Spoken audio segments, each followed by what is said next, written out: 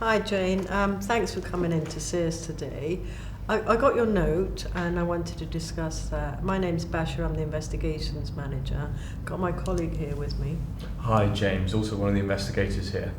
Hi. So, as I say, thanks for sending your note through. In your own words, could you just tell us what's been happening at work? Yeah, sure. So I started the company a few years ago.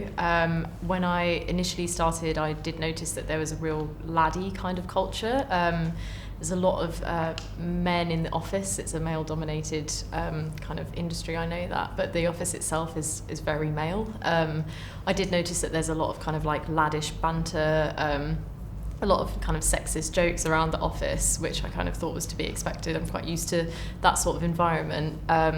However, I have noticed that it's been getting progressively worse over the years that I've been at the company, and I now feel at a point where I don't feel safe coming to work. There have been a few very, in my opinion, severe sort of incidents that have happened that I just don't think are appropriate at all. Okay. And just for clarity, I know that in your note you mentioned that it's Douglas Bryce that has been the person that is doing this. Can you just explain what his role is compared to your role in the company? Yep, so he's Senior Director of Operations. I am an area manager, so I report directly to him. Okay. Yeah. And how long has that been for? The whole time that I've been at the company, really, I started out as a junior secretary, and I've worked my way up. But I have been predominantly reporting to him and working quite closely with him throughout my kind of time here. Okay. And you did give 3 sort of specific types of incidents that have been occurring. Yeah. You mentioned that there was some sort of inappropriate remarks that were being made. There was some touching incidents and some leering behaviour. Yeah. We want to explore a little bit more about each of those specifically. Can we start with the remarks and just talk us through how that's happened and what has been said? Yeah, sure. So to start with, they were sort of seemingly kind of like innocent, not really innocent as I would think, but it would be things like, oh, your hair looks nice today, or, you know, that's a great colour on you, or, you know, you should wear that skirt more often. They started to get a lot more sort of provocative, to the point where he was sort of saying like, oh, your tits look great in this outfit, or things like that. He'd asked me to kind of remove my jacket quite a lot when it wasn't hot in the room or anything. He told me explicitly that he liked it when I wore kind of less clothes, particularly on kind of nights out with clients. He'd say, you know, oh, well, the clients will be happy if you wear something that shows a lot more skin. He made it out that I was kind of like helping them and helping the company, which obviously I want to do, but I don't feel like I should have to do those things in order to help the company. Okay. And we know that you've been at the company just over 5 years. Yeah. Do you want to tell us when this started and up to what point it's continued? Yeah, so it's really been very gradual. It really kind of has been a thing that's kind of gradually just built up and up and up through the time. I wouldn't say there's kind of been like a hard start to any of it. It really has been since I began, and just the severity's just increased as the years have gone on, really. Yeah, and obviously now you've come forward to report this, and we're looking into it. Now, what prompted you to want to say something now as opposed to previously? It's just got to the point where it's not really bearable for me anymore. I feel really anxious and really unsafe coming to work. I'm not really sleeping well at night. I feel like it's affecting my physical health, my mental health, and I want to stay in this job and I want to stay in this line of work, but I'm getting very kind of anxious here, and I don't think it's fair for this to be happening anymore. Yeah, and I mean, staying with the sexist remarks for a moment before we move on, has anyone else ever witnessed these being made, or you've witnessed it being made to anyone else? Yeah, so there are maybe 3 or 4 other women that work in our sort of department, and they've definitely noticed remarks that have been made towards myself. I've noticed things being said to them by various members of the team, but particularly from Douglas himself. He some of the other girls would say that he would think of me as like his favourite, and that, you know, he always kind of like had a liking towards me, and that maybe some of the other girls were worried that that was favoritism, or that I was kind of working with him in some sort of way to further myself. But I have noticed as well that he has been particularly kind of inappropriate with the other girls as well. So. Okay. And does anyone know that you are speaking to us about this? No, they don't. And have you mentioned this to anyone else? So I've spoken to a couple of the other girls. I know for a fact that one of the other girls has also experienced something quite severe. She told me about that in confidence. I wouldn't say anything, but I feel like it's got to a point where it has to be said now. It's got too far. Okay. Well, I think it'd be important for us to understand a little bit more about what you've seen happen to others. Yeah. Before we do that, perhaps we should just concentrate on what happened to you for now.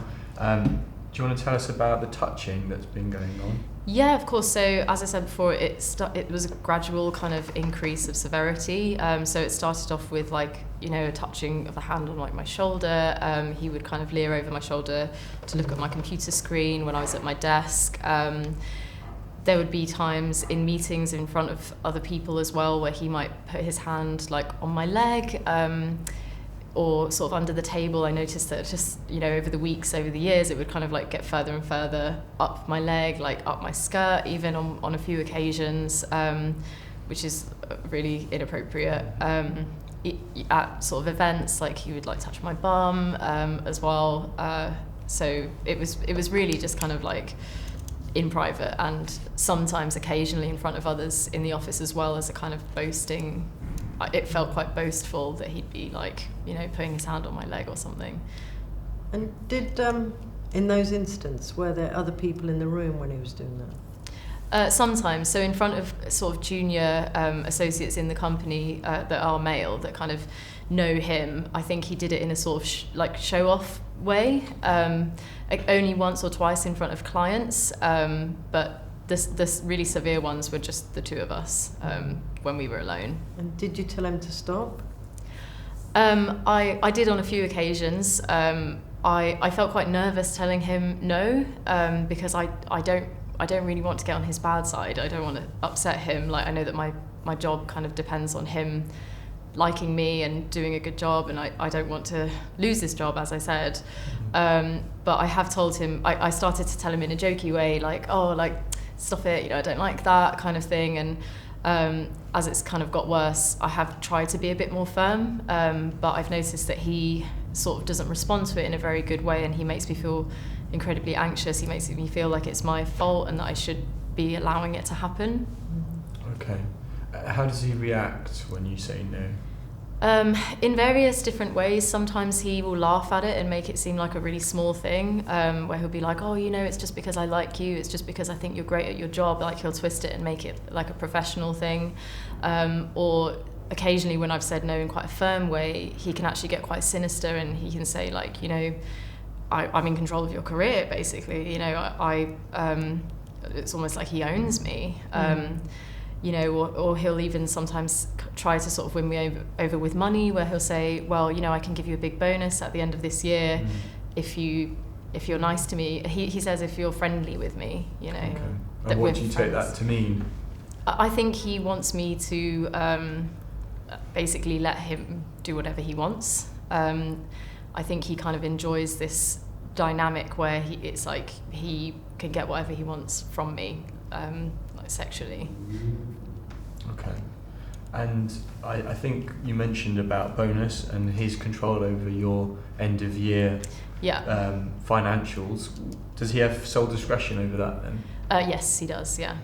Okay. And he's mentioned that, you said, in terms of, in the context of what he's been doing. Yeah. Has anyone else mentioned that in your team? One of the other girls made a slight comment about it before, where she kind of noticed that I got a bigger bonus one year, and she sort of made a comment as if to say, like, well, it's because this is happening. And when I asked her about it seemed like a bit of jealousy, when obviously I don't want these things to be happening. So, but I'm not aware of it happening with any of the other girls. I don't know. Okay. And in terms of the incident you mentioned earlier involving another employee, Yeah. do you want to just tell us a little bit more about that? Yeah, so we were, it happened while we were travelling, and I know that she went with him back to his hotel room after we'd been sort of having some drinks with some clients in the lobby, and they sort of disappeared back to the hotel room. I was on the same corridor as them, and I was walking down to get some ice during the night, and I saw her leaving his room crying. I sort of said, like, is everything okay? And she wouldn't talk to me. So when we got back home, she did confide in me about what had happened, and basically said that he had tried to sleep with her. She didn't want to do it. When she said that she wanted to go, he got quite angry and quite aggressive with her, and she felt very scared. So she told me that she was really, really upset. She made me promise not to tell anybody. But it just feels quite severe, and given the things that have been happening to me, it just feels like it's really out of control, and it just really needs to be stopped. And can you remember when that was? Yeah, so that was about a month ago, and I did notice that she's no longer with the company. So about a week later, I don't know if she reported it to HR or if anything was said, but I did know that she left the company quite soon after. I don't know if she left on her own. I tried to contact her to talk about it, and she refused to speak with me about it, so I don't know what happened there. Okay. And just to talk over these social events and these client drinks, would you see that it's during work time he behaves like this? Yeah, so it's all the time. It definitely gets worse when we're all drinking, like with alcohol. There is a lot of socializing and kind of like liaising with clients, and there is a lot that happens outside of work times, but he really is it's all the time, really. It just gets worse in those moments, I guess, because we're not really in a formal work setting. I guess he thinks that it's more okay, maybe. Yeah. And would you be comfortable providing us with the names of people who would have seen this happen to you or happen to them? Yeah, so within our team of the girls, Emily Warren would be one, Chloe Lavelle maybe, and I don't really feel comfortable saying some of the names of the others. Yeah. And regarding Emily and Chloe, what have they witnessed concerning you? So Emily was sat next to me in a meeting, and she noticed his hand kind of like going a bit further sort of up my leg, and she was a bit kind of shocked by it, and she sort of pulled me to the side after the meeting and said, what happened there? Yeah. Okay. And Chloe, what did she see? So Chloe and I were in his office one day, and he made a joke about us both removing our jackets, and then he went further and said that we should remove our blouses as well, and we both felt quite uncomfortable. We thought like it was a very strange joke for him to make, and then as we were leaving, he sort of touched her like quite inappropriately as well, so that was that. And can you just recall where he touched her? It was sort of on the small of her back, but like more towards her bum. It was like not really an appropriate place for someone to touch someone when leaving a room. Yeah. And had you ever talked to Emily or Chloe about them reporting anything? Not about them reporting anything. I mean, we've sort of it's a bit of a difficult one among the girls because it feels like nobody really wants to kind of bring it to attention. Everyone kind of just wants to ignore it and pretend it's not happening. I feel like people don't really want to admit how severe it is because we all just really want to keep our jobs. So it's almost a bit of a taboo subject even among us, really. Have you spoken to the guys about it in the office? I don't feel like I can. As I said, it's quite a laddie culture, and it's quite sort of a tough office. It's quite dog eat dog, and I think that as the women in the office we have to show ourselves as being really strong and like in that sort of fight, and I don't feel like there are any members of the team that I could go to kind of say this is how I'm feeling. I think we have to kind of have this tough persona and almost play along with it, that we're just like, oh, it's fine. Okay. So I just want to explore a little bit about the culture that is created within the office. Can you just tell me what it feels like to work there? Yeah, so as I said, it's quite a laddie culture. It's quite dog eat dog. Everyone's trying to kind of perform to their highest level. It's very fast paced sort of work environment, but it's quite a strong team professionally. I would say that Douglas is a sort of kind of ringleader, and I think he kind of sets a tone. I think a lot of the younger sort of men in the office see him as a bit of a leader, and they see the behaviour that he displays towards the girls in the office, and they kind of want to impress him. So they'll maybe kind of start kind of making sexist jokes and laddie jokes as well. So I think it's all about kind of impressing Douglas really, and trying to fit in and be part of that kind of laddie blokey culture really. Yeah. And I mean, in that context, what's important for us to understand is why, for example, you would continue to socialise with him and go on client meets with him whilst this is going on, as opposed to, saying something. So if that is something to do with the culture, or if there's another reason, it'd be useful for us to know that. Well, as I mentioned before, I really want to stay in this industry. I really actually care about the work itself that I'm doing. I don't always feel like I can say things to him. He makes me feel, he's very controlling, and he makes me feel like I can't really sort of speak out about these things to him or to anyone else. He kind of like imposes a lot of fear and sort of says, you'll lose your job and things like this. And I feel like that's true with the rest of the team as well, that people are quite scared of him. So it definitely feels like that. Okay. But you do still socialise with him, don't you? Apart from work events, you still do go out for drinks with him. Yeah, I mean, he's quite a manipulative person. I wouldn't say it's as black and white as it kind of seems. Like, sometimes he can make me feel like I'm really helping him, and I feel like I get sucked into this this dynamic where, he sometimes he makes me feel like he needs me, and it doesn't feel like a healthy professional working relationship at all. It feels like a very complex sort of, I don't even know what kind of name I would give it really. Okay.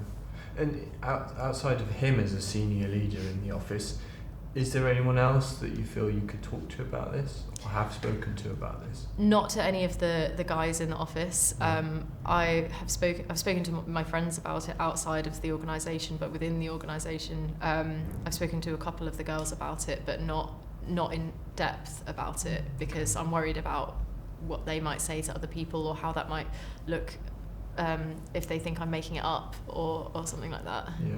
I mean, obviously, some of the things you've disclosed to us today are quite serious. Yeah. It'd be useful to know what you would like the outcome of this to be, and why you've decided to speak to us today. Absolutely, and I understand the severity of the allegations I'm making, and that I just want to be able to feel safe at work, and I just want this behaviour to stop, simply. I want it to be completely professional. I don't want any of the late night texts or any of the sort of manipulation or leering. I just want it to be a completely professional environment, and I feel like that's what it should be. Okay. As one of the follow-ups, what we'll do is ask you to provide some of the things that you've mentioned, like text messages and details of people that you've obviously mentioned as seeing what happened. We'll consider whether we need to speak to anyone else about it. But for now, for today, I think that's all we need for our inquiry to continue. So thank you. And if you think of anything else, just drop us an email or give us a call. You've got our details. Great, thanks so much. Okay.